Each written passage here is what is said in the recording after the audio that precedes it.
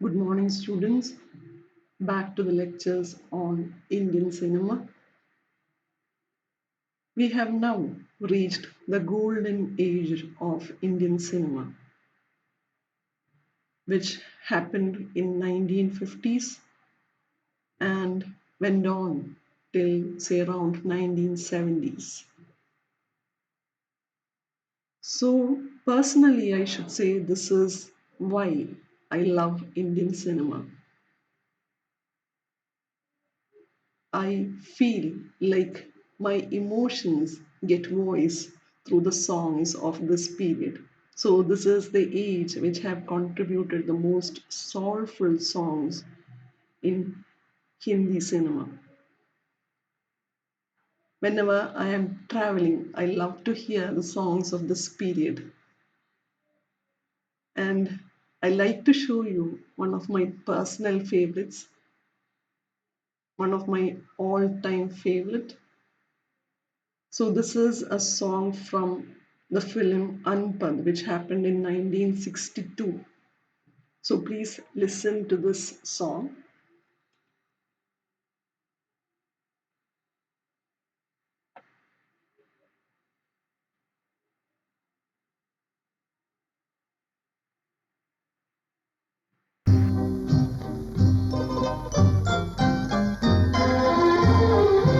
आपकी नजरों ने समझा प्यार के काबिल मुझे दिल की है धड़कन ठहर जा मिल गई मंजिल मुझे आपकी नजरों ने समझा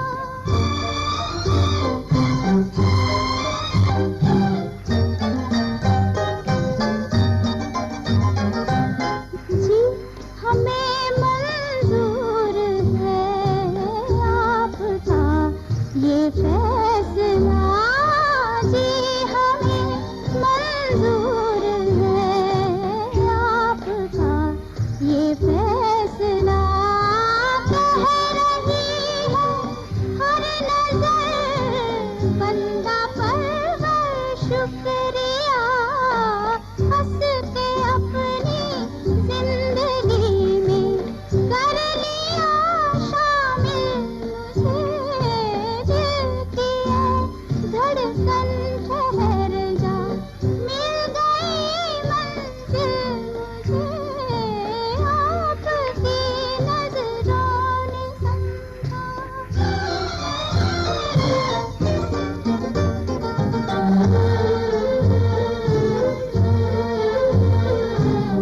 आपकी मंजिल हूँ मैं मेरी मंजिल आप है आपकी मंजिल हूँ मैं मेरी मंजिल आप है क्यों मैं तूफान से डरूं मेरा साहिल आप है कोई तूफानों से कह दे मिल गया साहिल मुझे दिल की है धड़कन ठहर जा मिल गई मंजिल मुझे आप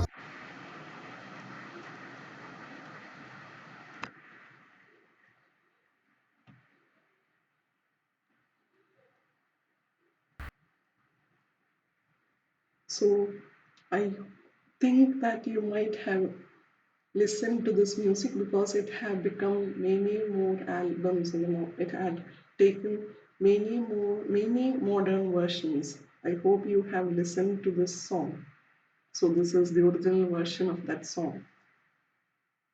So this is Golden Age. Why is it termed as Golden Age of Indian cinema? Not because of all those songs alone. We have discussed many factors when we discussed partition. We have discussed many factors why there was this influx of talents into Bombay film industry. And that actually contributed to this age and made this age the golden age. So I should say that this is the age where the talent was in its zenith, at its peak. So this is starting from late 40s to the end of 50s. So this is the first phase of golden age. It was Nehruvian period. And the film industry actually celebrated the independence of India with a spate of films about freedom fighters and nationalist martyrs.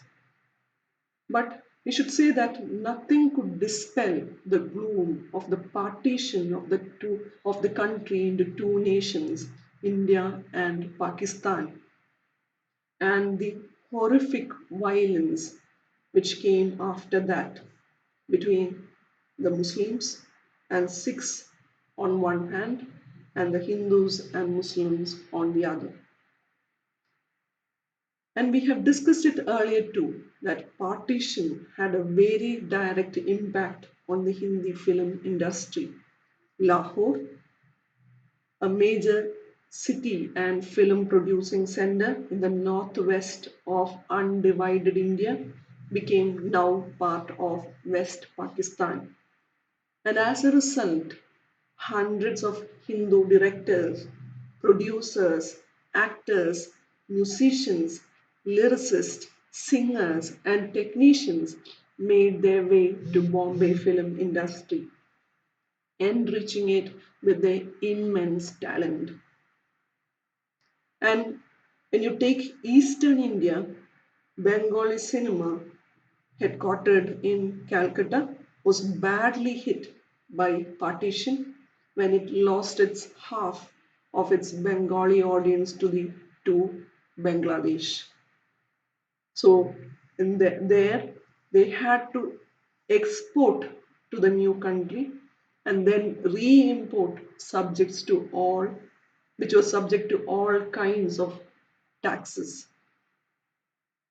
So, as studios in Calcutta began to fold, began to decline, there was this exodus, migration of talent to Bombay. So, this arrival of all these talented filmmakers to Bombay from different studios of India gave new vigor and confidence to the bustling Hindi film industry. And that actually led many film historians to label 1950s as the golden age of Hindi cinema. So, along with that, there was this air of optimism which was brought by Indian independence. So they all were looking for a new beginning, and that actually brought an air of optimism. They believed that everything is going to be beautiful, and that actually reflected in the films too. Along with that, there were other factors too. It was the influence of world cinema through International Film Festival of India, which had its first exhibition in 1952. So, this International Film Festival of India, which was held in Bombay in 1952, exposed Hindi filmmakers to a world of cinema outside Hollywood. Till that point, we had only opportunity to see the films from Hollywood. So this was the first time we got exposed to the films or to the world cinema. So there were all these neo-realist films coming from Italy, which actually left a great impact as the socio-economic context represented in them appeared very similar to the Indian one. Social realism became a much celebrated and idealized, and films that followed the conventions of popular cinema became more realistic from this point onwards.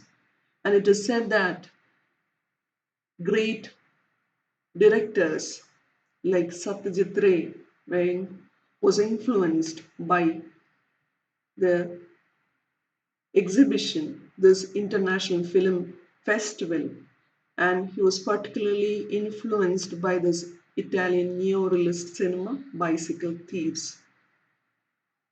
So these were the factors which contributed to this age. And along with that, it was IPTA which provided a cultural background. So, what is IPTA? IPTA is actually Indian People's Theatre Association. So, IPTA was actually founded in 1943 in Bombay by a group of progressive writers, musicians, actors, artists, and activists. And it was majorly, as the title itself signifies, it was majorly a theatre movement. But many prominent actors, composers, directors, lyricists, writers from the Bombay film industry had been involved in this movement prior to their work in cinema. For example, people like Bimal Roy. So, from this involvement came a concern and tendency to depict the lives and troubles of the downtrodden, marginalized sections of the society, to point out the exploitative nature of capitalism and romanticize and valorize the poor. So, this was the next factor. So, the first one was the influence of International Film Festival. Second, the influence of IPTA. And the third one we have discussed. In the last classes, we discussed the decline of the three major studios.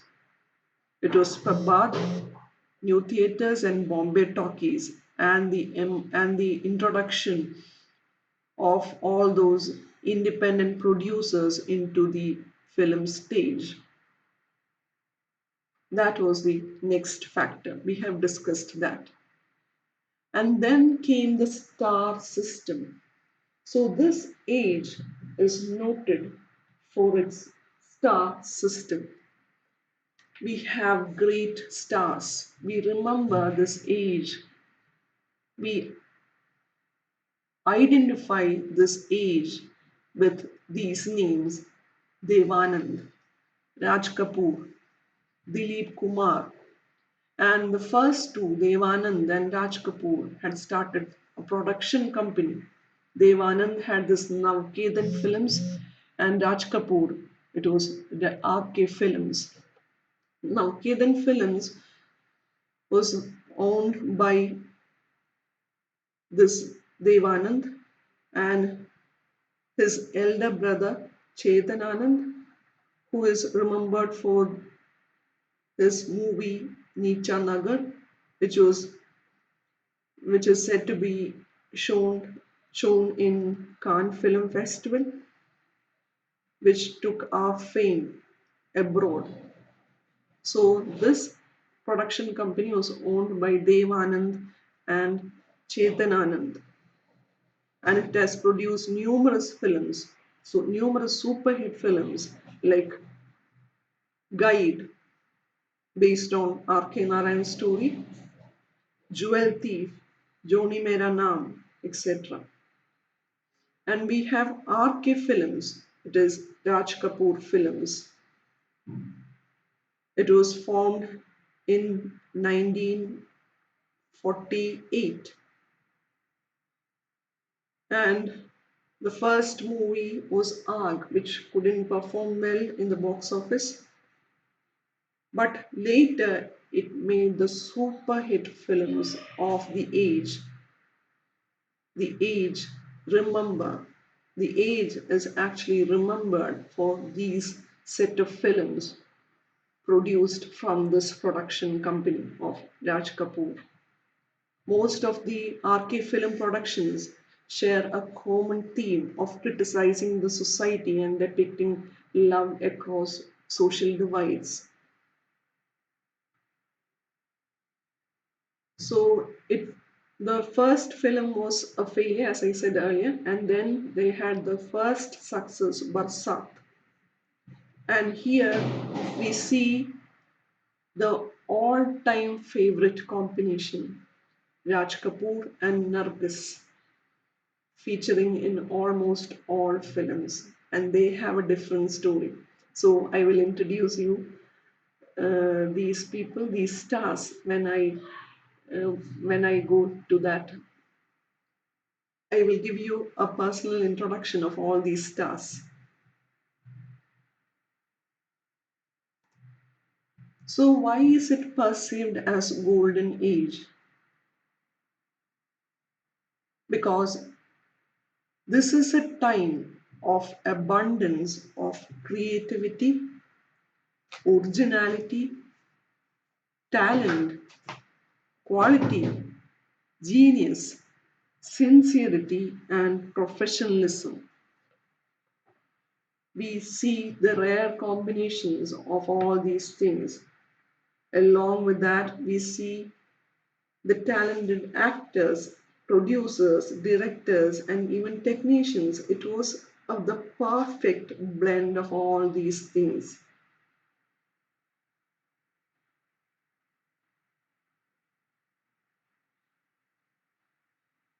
So it is termed to be, when you talk about Indian cinema, this is the age which you term as the good old days, which contain everything thought to be lacking in the present. While contemporary filmmakers pay lip service to Falke and the long history of cinema in India in terms of influences, legends, and nostalgia, films and filmmakers from the 1950s and 60s are the cinematic heritage of the contemporary Bombay film industry.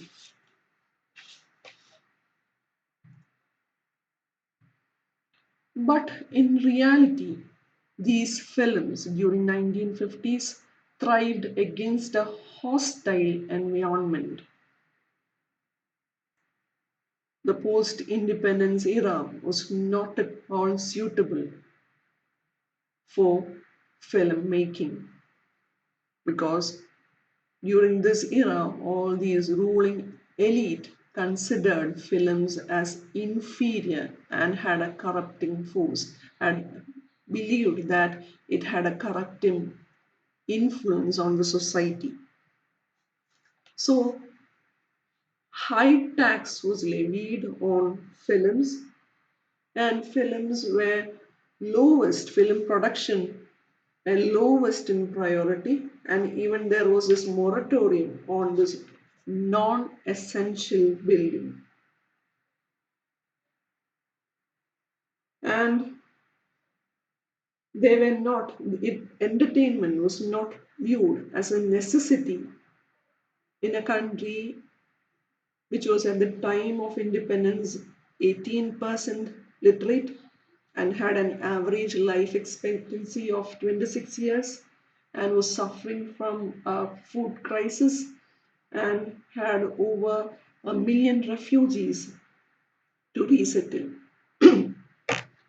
So, rapid industrialization, infrastructural development, and food self sufficiency were the main priorities, and film production became lowest in priority. And they had this lack of new theaters. Along with that, the censorship became severe during this period. especially moral censorship. It is very interesting to note that because it is after independence, it should have been more relaxed. But it was during this period censorship became stricter than pre-independence period. So the censors indulged their reformist tendencies in the process of certifying films. They expressed their disapproval about most films and ordered indiscriminate cuts in sequences. And it is said that at one point of time, even film songs were banned in All India Radio because it was treated as inferior art productions compared to all those classical arts. So there was a sudden disappearance of film songs from radio and an abundance of classical programs. It was a state patronage on classical art. And later they understood that, All India Radio understood that they lost most of its audience due to this decision. So the major characteristics of Golden Age, as I said earlier, it is the star system. Here we see the emergence of stars. As I said earlier, during 1920s and 30s, when we have discussed 1920s and 30s, I have discussed this point. All those films during that period is remembered with the names of the directors. It is V. Shantaram's film, like that. But from this point, we remember the names with, we associate films with the stars. So, from this period onwards, actors and actresses started commanding high fees and exerting their right to act in films of their choice. They started choosing their films. They had the option to be selective or to accept anything that came their way. They became publicity conscious, and the public relations industry flourished as it projected glamorous and romantic images of the stars. And interestingly, it is during this period we see all these film magazines, film pages with reviews as well as interviews, scandals, gossip columns, which became familiar part of film scene. Here we see the rise of legendary directors like Gurudutt, Bimal Roy, and Mehboob Khan. So Gurudutt was a director. It should we should say that he was ahead of his times. He is one of the greatest icons of commercial Indian cinema. Although he made less than 50 films, they are believed to be the best to come from Bollywood's golden age. It is known both for their ability to reach out to the common man and for their artistic and lyrical content. And it is said that they went on to become trend setters that have influenced Bollywood ever since. But for all his genius, there was a shroud of tragedy that overshadows his career and life. He had his first film with Devanand when he associated himself with Naukedan Films. It was Basi, and it was during the this film he met his wife Geeta Dutt. Geeta Dutt has the most beautiful voice, The songs in Guru Dutt's films are all sung by Geeta Dutt. So the film was a failure, and later came his hit films. These are his hit films. One was Pyasa, and the other one was Kagaz Ke Phool, which both were regarded as his best work. Pyasa was his masterpiece about a poet trying to achieve success in a hypocritical, uncaring world. It was a box office hit and is ranked as his greatest film ever. And his next film, Kagaz Ke Phool, was a miserable flop at the box office. It is also a semi autobiographical story of a tragic love affair, which is again set at the backdrop of the film industry. It was a flop during that period, but after some years, later years, the film received critical acclaim for its cinematography and has gained a cult following. It is said that the flop, due to this flop, due to the disaster Kagaz Ke Phool, it is said that he stopped directing after that. So, this is one of the most famous songs from Kagaz Ke Phool. And look at the cinematography. So here we see Wahida Rahman, the voice of Geeta Dutt. Please listen to the song.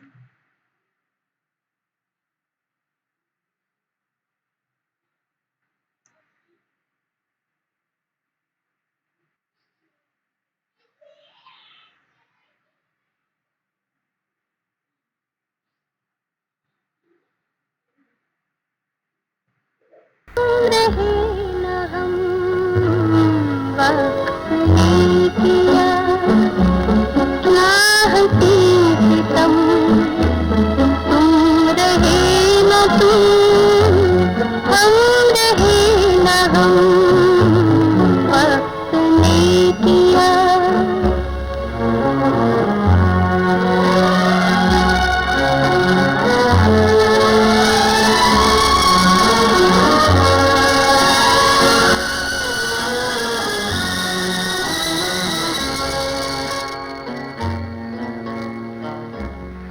बेकरार दिल किस तरह मिले जिस तरह कभी हम जुदा न थे बेकरार दिल किस तरह मिले जिस तरह कभी हम जुदा न थे भी खो गए हम भी खो गए एक राह पर चल के दो कदम वक्त ने किया क्या हंसी सितम तुम रहे न तुम हम रहे न हम वक्त ने किया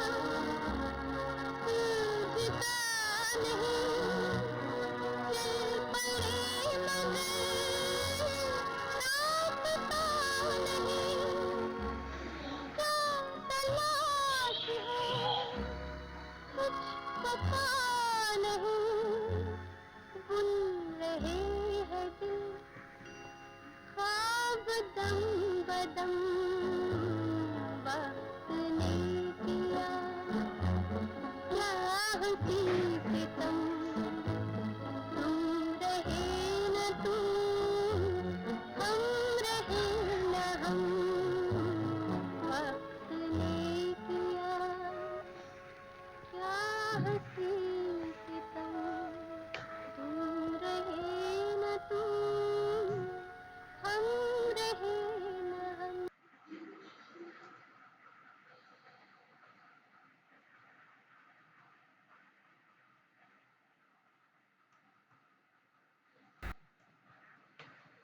So that is a song from Kagaz Ke Phool.